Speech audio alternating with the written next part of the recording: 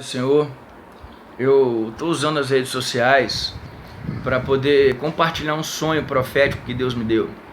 Hoje pela manhã, quando estava perto assim de eu acordar, pouco antes de eu acordar, eu tive um sonho.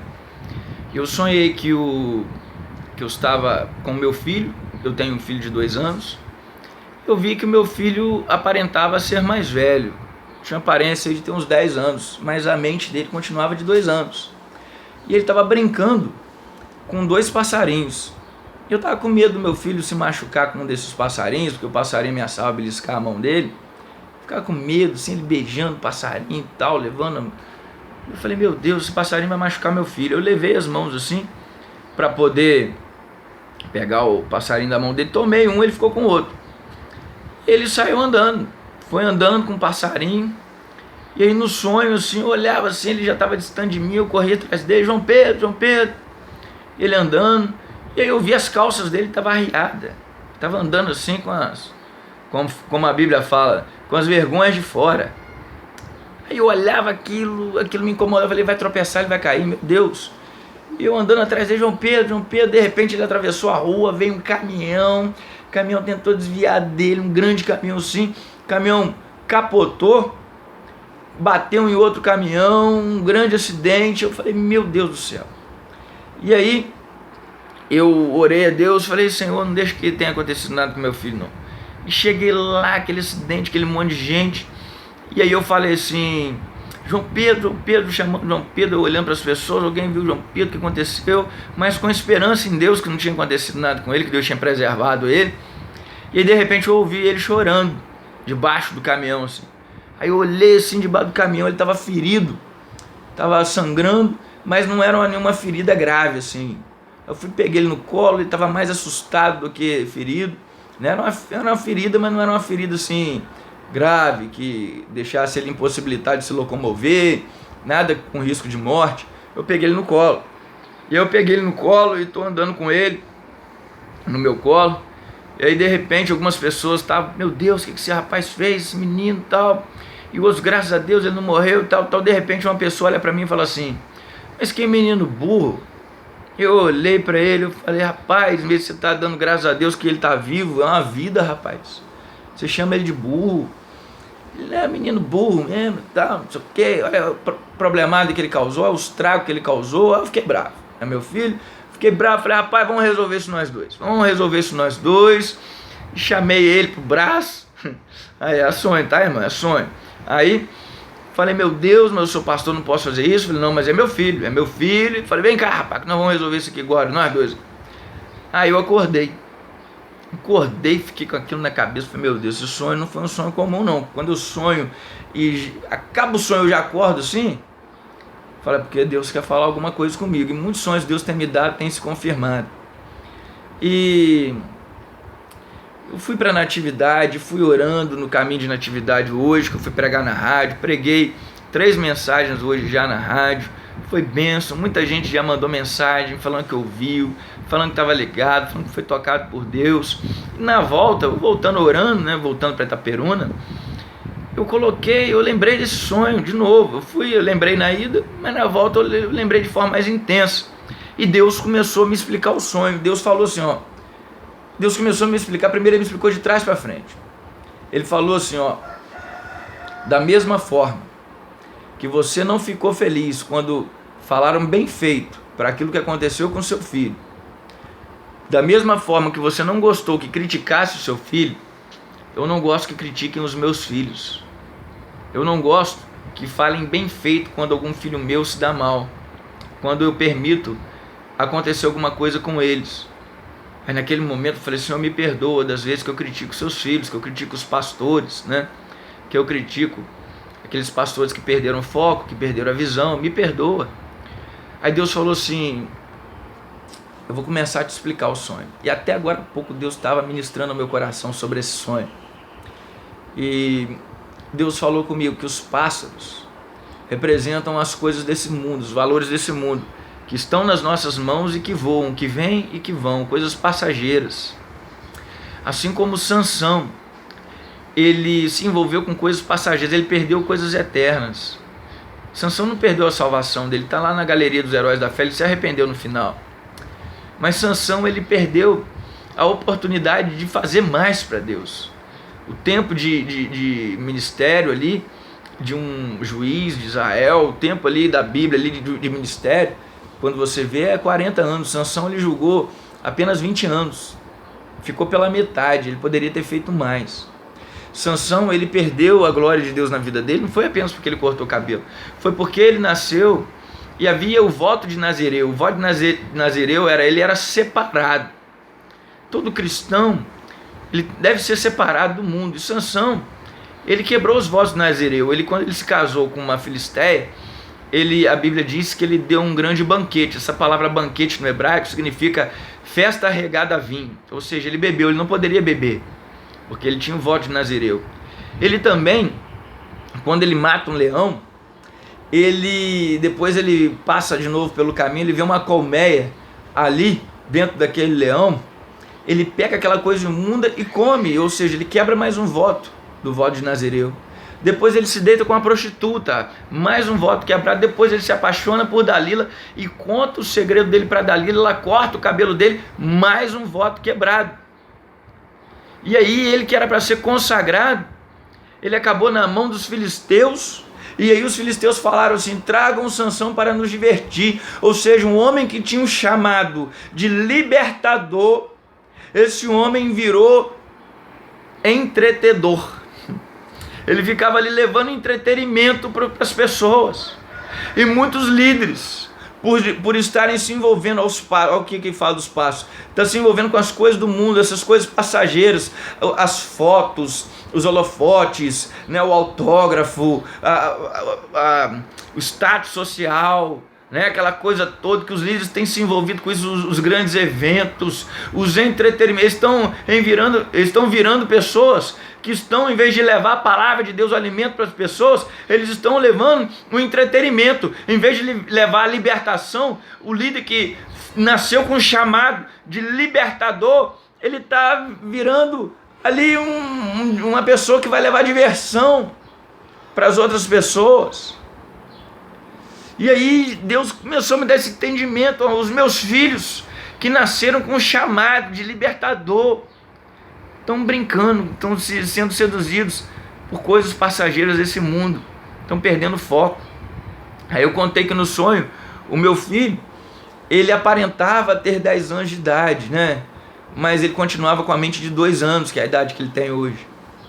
E aí Deus falou comigo: muitos dos meus filhos, eles cresceram, mas não amadureceram, porque estão vivendo um cristianismo muito raso, sem raiz.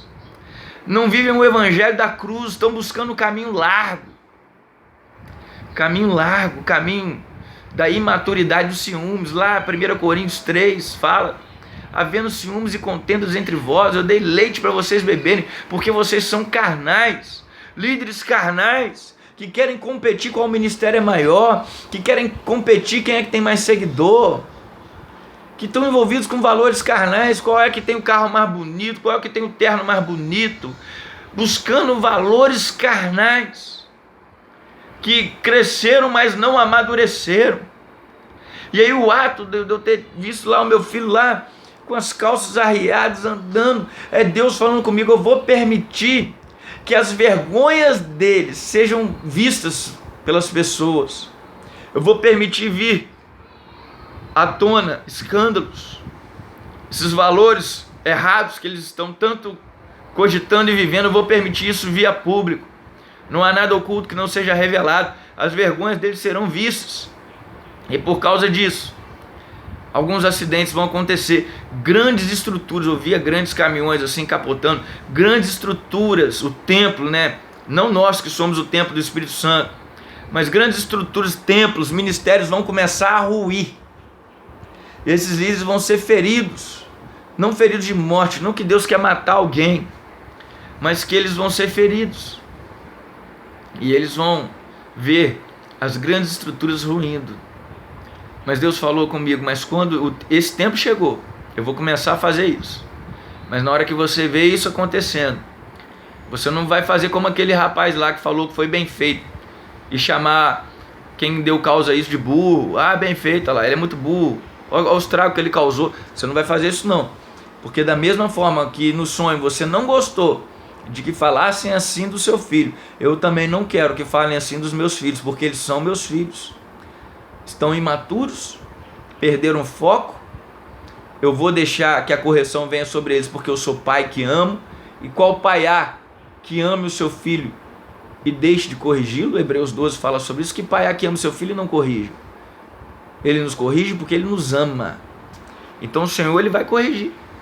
Pessoas que deixaram Deus por causa das estruturas, o Deus deles, estão abandonando Deus.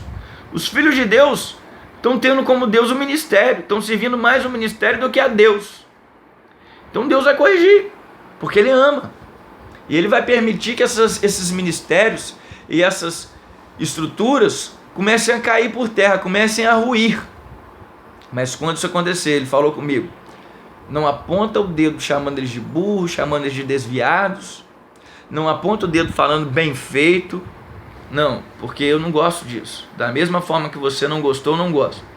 Estenda a mão, não aponte o dedo, estenda a mão para restaurar. Olhe com olhos de misericórdia e ore por eles a partir de agora.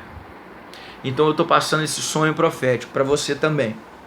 Para você também orar pelo seu líder, para você clamar a Deus por ele, para você pedir ao Senhor misericórdia pelo seu líder e pelos outros líderes que você conhece também, os líderes eclesiásticos, cristãos.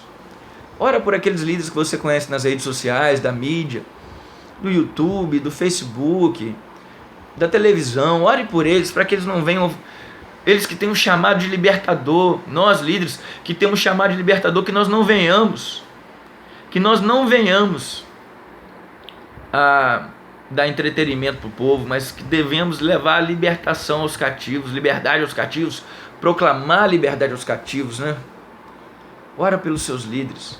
E na hora que acontecer de que os ministérios começarem a ruir, aqueles ministérios que estão sendo liderados por líderes que estão envolvidos por valores mundanos, que estão aí como Sansão sem foco, quebrando a aliança deles com Deus, deixando de lado a separação do mundo e se tornando mais parecido com o mundo, na hora que eles estiverem aí feridos, que Deus permitir que venha também juízo, porque a ocasião, 1 Pedro capítulo 4 fala que a ocasião de começar o juízo é sobre a casa de Deus é chegada. A ocasião em que há de começar o juízo na casa do Senhor é chegado. É chegado esse tempo, irmão, nós estamos nesse tempo. Estruturas vão cair, ministérios vão ruir, as vergonhas de líderes serão expostas, alguns deles serão feridos, porque Deus está corrigindo eles para que eles se arrependam. Ainda dá tempo de se arrepender. Se você é líder, está vendo isso, se arrependa. Se você está dando entretenimento para o seu povo, em vez de proclamar a libertação, em vez de libertar o seu povo do pecado, dos valores mundanos, libertar o seu povo aí desse sistema mundano, se você está passando entretenimento para o povo, se arrependa, dá tempo. Você não precisa de falar em público aqui que você viu essa mensagem ou que você estava errado. Não, se arrependa, mude de ideia, mude de postura, mude a sua conduta, busque a Deus de todo o seu coração e pregue o evangelho da cruz, porque as pessoas só vão aprender a viver a vida crucificada aonde o evangelho da cruz é pregado. Só porque a igreja está tão fraca, a igreja nunca teve tão cheia, mas nunca teve tão fraca, ela está inchada, mas está fraca, de crentes fracos que não têm experiência com Deus, que não tem compromisso com Deus, só vai para a igreja buscar a minha benção. Sabe por quê?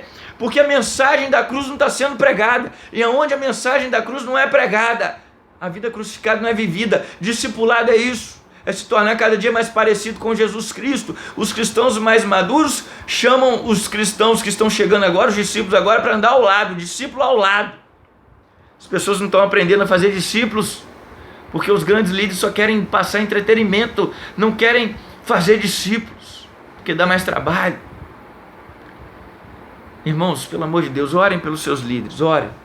Mas na hora que a estrutura começar a ruir, porque muitos deles não vão se arrepender, vai ter que vir o juízo de Deus mesmo sobre eles e sobre o ministério deles. Eles se gabam tanto, né? Ah não, se eu tivesse errado, olha, quantos pastores, quantas ovelhas tem na sua igreja? Olha a minha igreja aqui, eu não para de crescer. Se eu tivesse errado, não estaria crescendo. Deus vai mexer aonde mais você se orgulha. Você se orgulha de ter uma estrutura grande, Deus vai ruir essa estrutura. Mas quando isso acontecer, a gente não vai apontar o dedo para eles acusando, não. Nós não vamos agir como cristãos imaturos também, não. Líderes imaturos que estão lá cheios de inveja, de ciúme, de competiçãozinha. Ah, minha igreja é maior, a outra lá é maior. Ah, minha igreja não sei o quê. Nós não vamos agir como eles, como cristãos carnais, não. Nós vamos estender as mãos, dizer: Pai, perdoa porque eles não sabem o que fazem. E vamos dizer: pode contar com as minhas orações, pode contar com o meu amor, pode contar comigo, porque Deus, Ele pode restaurar o teu chamado e que você possa aprender com tudo isso que aconteceu. Nosso papel é restaurá-los, não acusá-los. Vamos orar por eles. Ora por mim também. Estou à frente da igreja lá em Natividade. A igreja tem crescido muito. Amanhã eu vou batizar mais uma turma lá.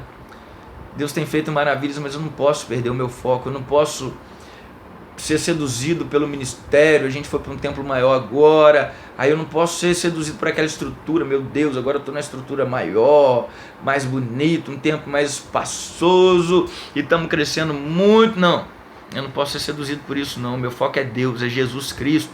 Eu tenho que viver a vida crucificado, eu tenho que saber que a glória é dele, porque dele, por ele, para ele são todas as coisas. Eu só sou o mensageiro da igreja, eu só sou um canal pelo qual o Senhor há de falar com a igreja, mas o dono da igreja é ele, Jesus Cristo, que comprou a igreja com o sangue dele.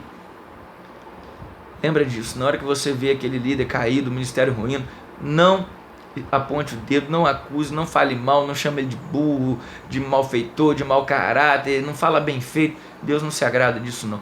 Ora por ele, estende a mão, olha com olhos de misericórdia, compartilha essa mensagem com outras pessoas. Vamos levantar um grande clamor pelos líderes dessa nação. Vamos unir a nossa fé em prol deles, que o Senhor tenha misericórdia desses líderes, para que eles possam se arrepender enquanto há tempo, começarem a pregar o evangelho da cruz. Mas aqueles que não se arrependerem, as estruturas vão ruir, o ministério vai ruir. Mas a gente vai olhar para eles com um olhar de misericórdia, porque é isso que Deus quer de nós. Nós vamos vencer o mal com o bem, e muitos deles vão ser restaurados em nome de Jesus. Amém? Deus abençoe você. Glória a Deus.